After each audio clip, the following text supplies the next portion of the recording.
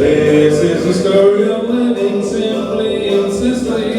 Why don't you come along with us and sing along the way? If you had a favorite group that you used to sing with, try and imagine you can still hear them now.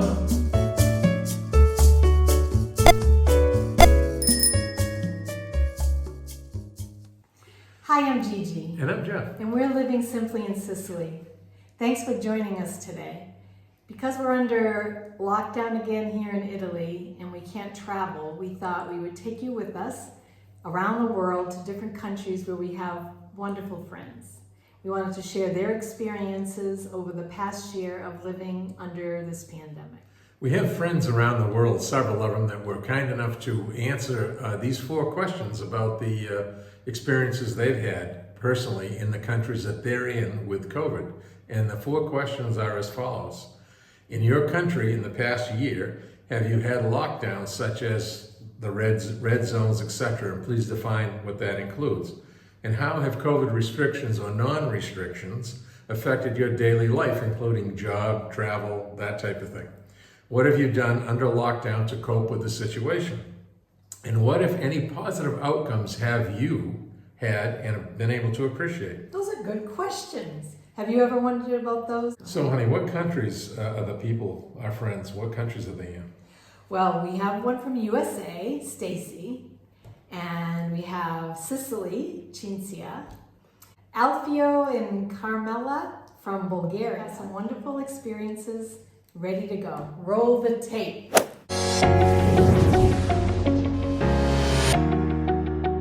Ciao, Gigi and Jeff from Florida. Always good to see you guys.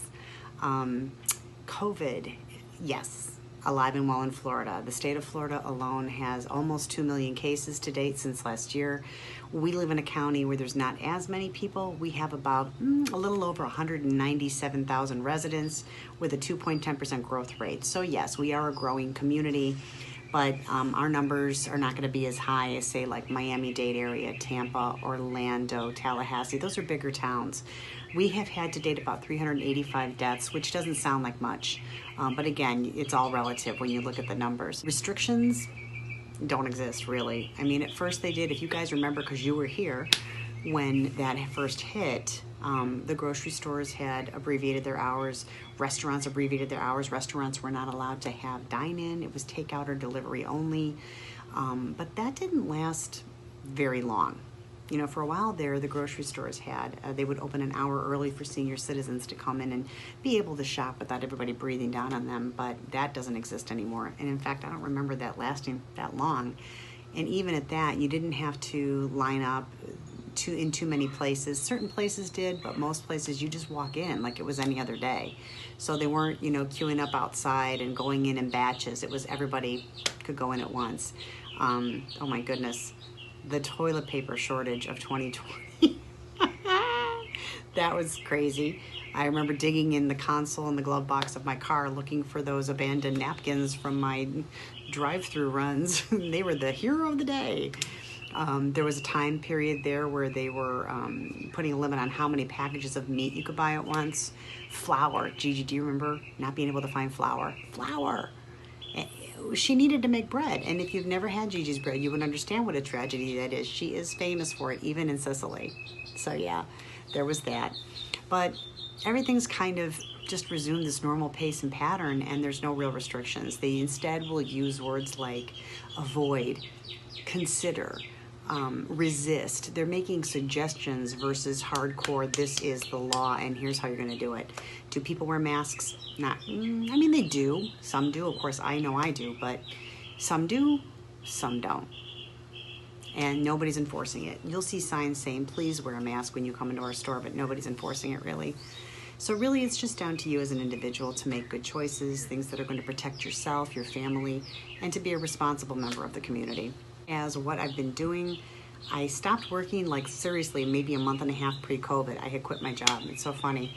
The plan was to get another one. Obviously, that hasn't happened yet because of COVID. However, it has forced me to slow down as an American and stop pushing through my life like I'm on a 100-mile-an-hour treadmill and just savor each day. It's one of the reasons why I appreciate your videos, because although I would prefer to live simply in Sicily, I'll live simply in Florida.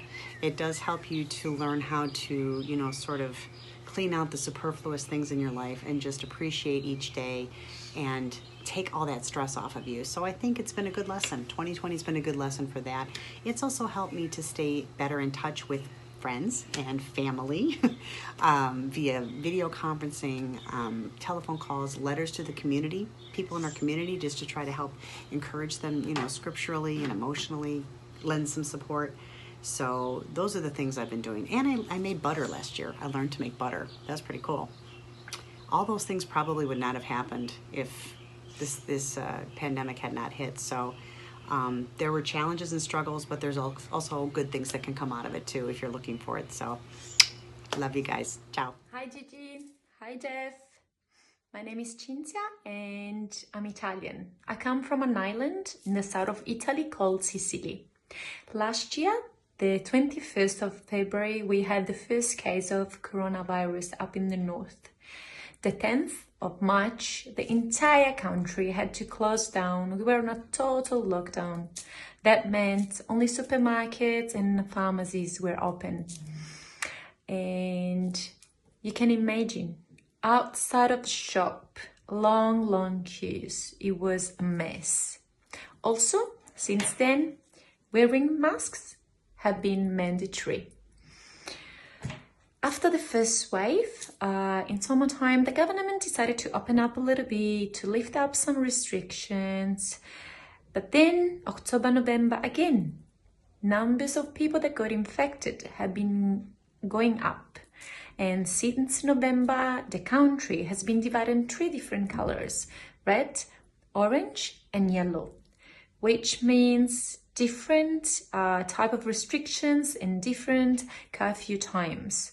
That also meant not being able to fly out of the country, flying within the country, or even not being able to move out of your own districts or suburbs, unless it was for necessity, for emergency, or for work.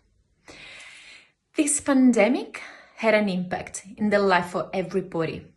For me personally, had an impact because I'm a sociable person. I love spending a lot of time with my friends. I love hugging and kissing everybody. So that's what I've been missing the most. But I've been trying to keep myself positive and making efforts to be in touch with my friends or with people that I love on a regular basis. I've been trying to keep myself active, maybe exercising, reading, or doing things that I always liked, but I wasn't be able to do it before because I was too busy. In this situation, I think you come to know, or you come to appreciate the little things, what a hug or a kiss or a smile of your friends means. And because they are things that have been taken away from us for now. That's why I'm looking forward to the time where we are going to be able to fly again and to just remove the mask and give a big smile to everybody. So trying to be positive and keep smiling. Bye. Hi, my name is Alfio. And I'm Carmela. We've been living in Bulgaria since 2012. Our life changed like everybody else's life last year with the outbreak of the coronavirus here in Bulgaria. We were in lockdown for the first few months for the first wave of the virus.